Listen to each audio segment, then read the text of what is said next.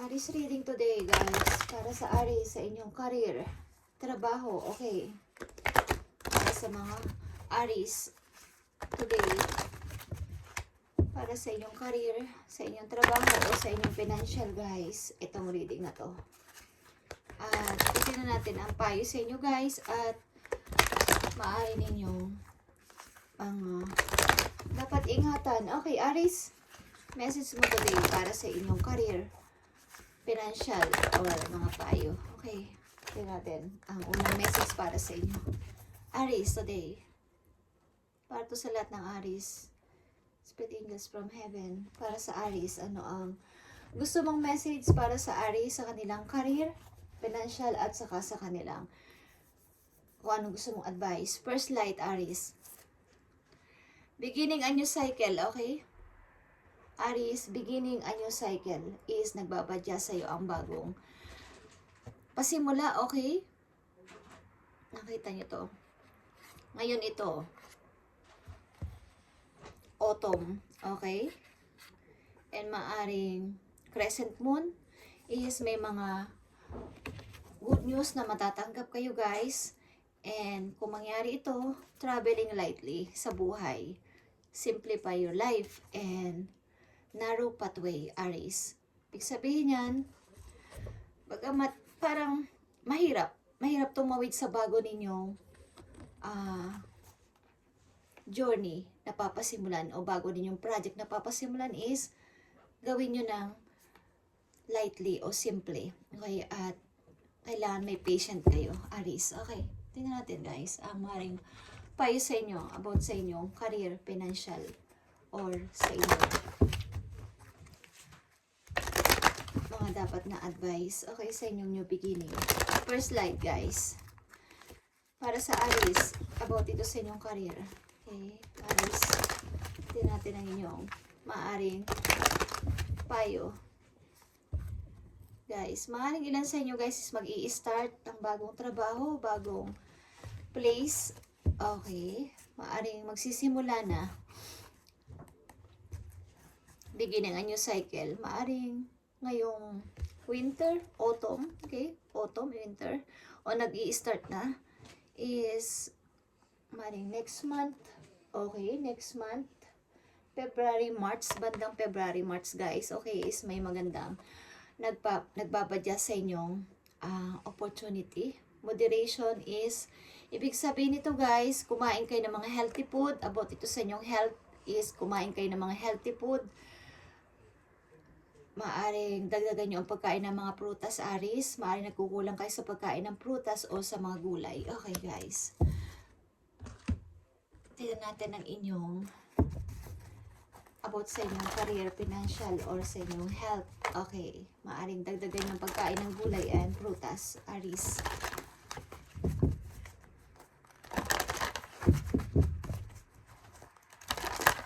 Ito ay powerful message, guys. Galing sa inyo mga archangel, okay? Tingnan natin ang gustong sabihin sa inyo about sa inyong career o bagong pasimula sa buhay, Aries. Maring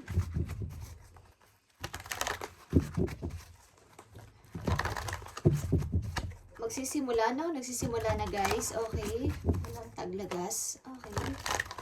Is maring mag-i-start na. Winter ito, winter, and maaaring may snow. Okay. Something na crescent moon is malakas ang parang mga opportunities nagbabadya sa inyo, guys. Epiphany. Epiphany, guys, is here. Joy through spiritual growth. Be a light to others. Answer that come through meditation. Okay. Nandito kayo sa hermit mode, guys. Sa hermit mode, ang ibig sabihin is pag-iisip-isip about sa future, something soul-searching, pag-iisip-isip pa na kung how pang mag-improve o mag-grow ang aking spiritual relationship sa Lord. Okay, yan sa inyo, Aries, is maaring nandito sa stage na kayo ay soul-searching, maraming question na paano kaya pagtanda ko? Paano na ang future ko? Okay, ilan sa inyo? Okay, Aries, tingnan natin ang maaaring payo sa inyo. Okay. Tingnan natin ang maaaring payo sa inyo, guys. Okay, may sumasagot. Tingnan natin. The Empress, okay? Nakikita nyo ang The Empress, guys, is pag-grow. About sa inyong spiritual na rin.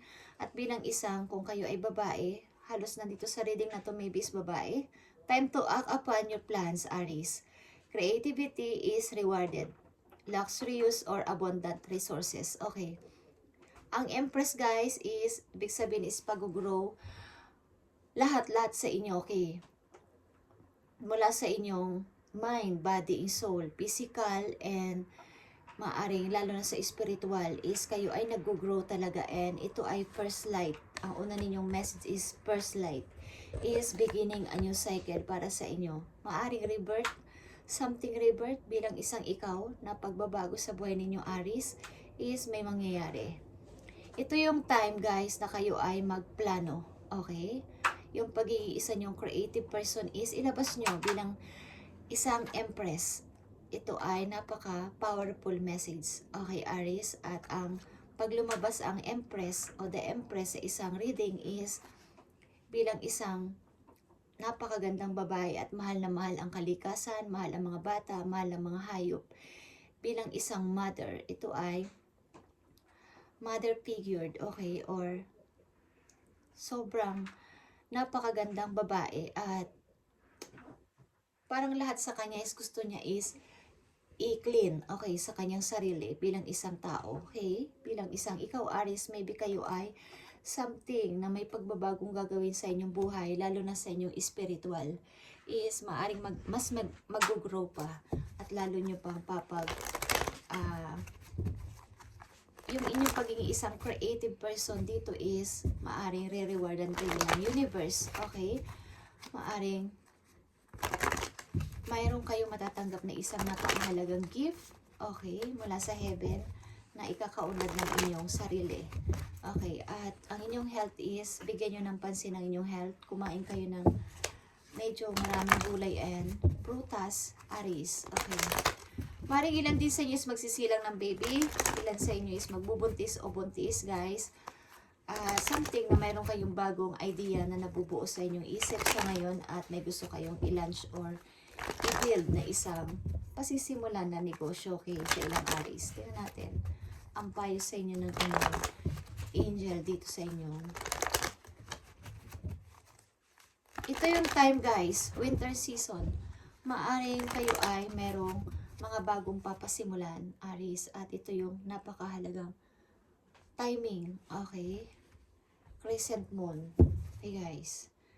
Nakita nyo tong healer of abundance, Aries. Kayo ay napaka-creative person. Maaaring kayo ay designer o magaling mag-design, mga DIY.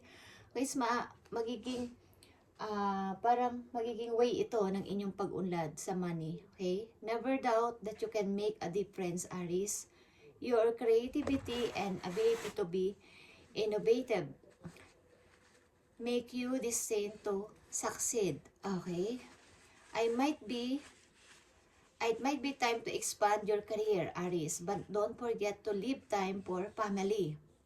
This situation involves a person possibly who's down to earth with gift for design or decorating.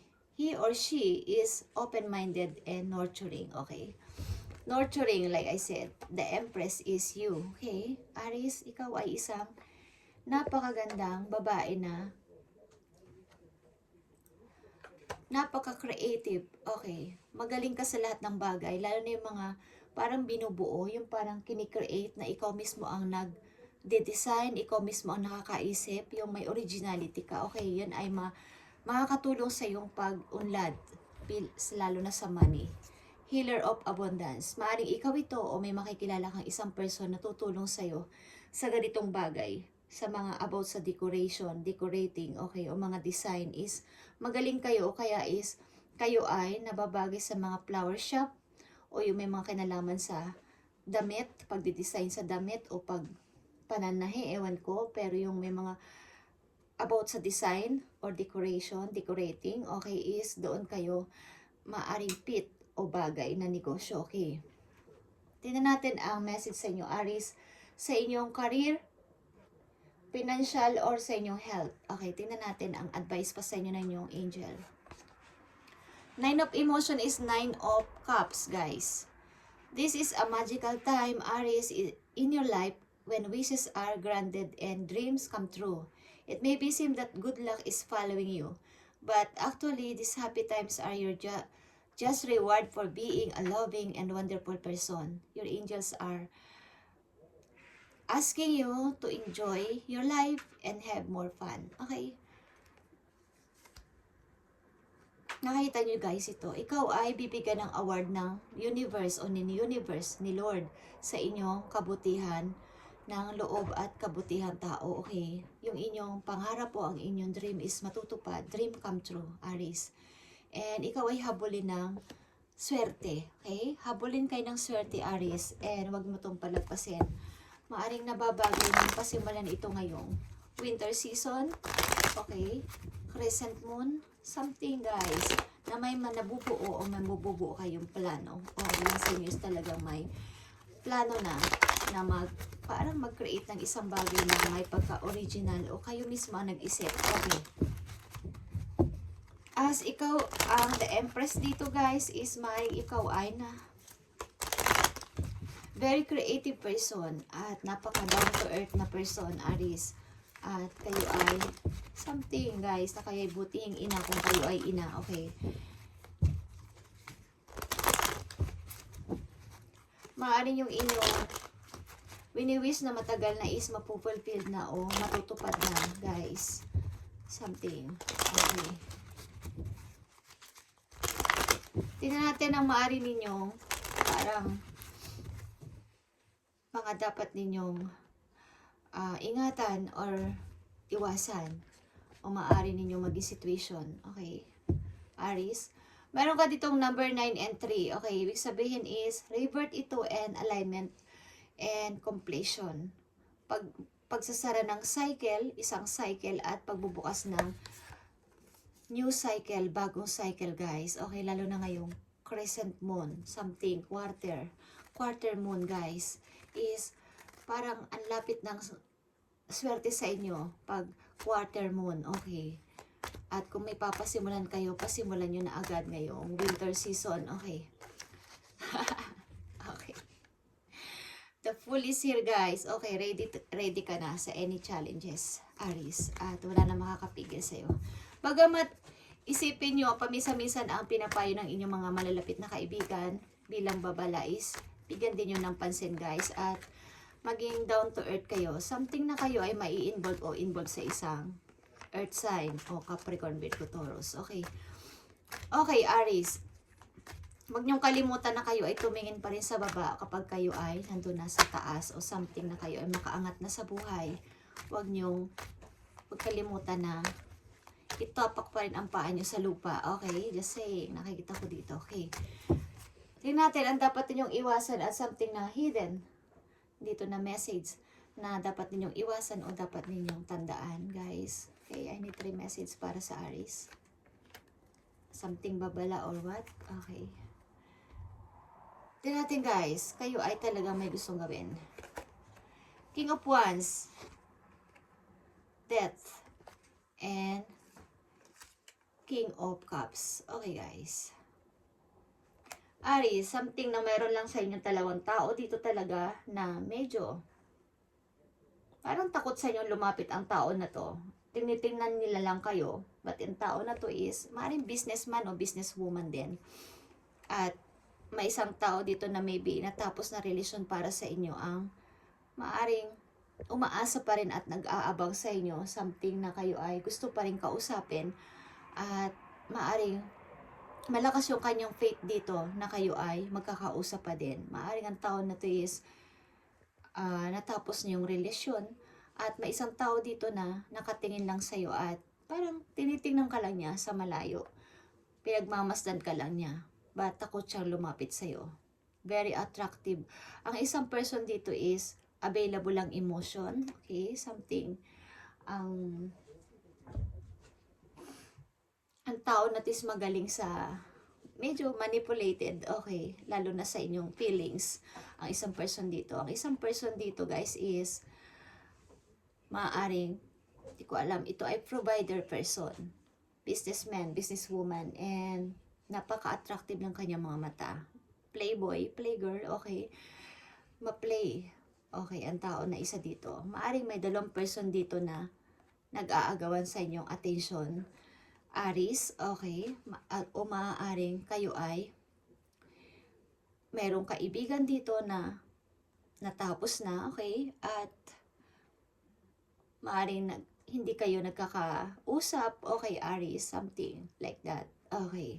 Ito ang inyong, meron ditong gusto sa inyo mag-send ng message, something, isang tao, naka-hold pa rin sa inyo, hinuhold pa rin kayo, at gusto pa rin kayong kausapin, and maaaring gusto pa rin kayong parang mag-heart to heart talk kayong dalawa ng isang person dito. Maaaring iniisip-isip pa rin niya ang inyong nakaraan. Okay, something na namimiss ka ng person na to, Aries. Okay, guys. At ito ay tapos na maybe, na relation. At ang isang tao dito ay maybe nakatingin lang sa'yo sa malayo. Pinagmamasdan ka niya. Okay. But hindi siya sa'yo lalapit. Okay, guys. Thank you, Aries. At talagang kayo ay mapupulfill ng inyo. Punong-puno dito ng reward, award, and abundant. Okay, guys. Kayo ay lalago sa money. Nandito ang The Empress, guys. Kayo ay lalago sa money at matutupad ang inyong pangarap. Dreams come true, Aries. At sa pamamagitan ng inyong pagiging isang creative person, galing sa inyong originality.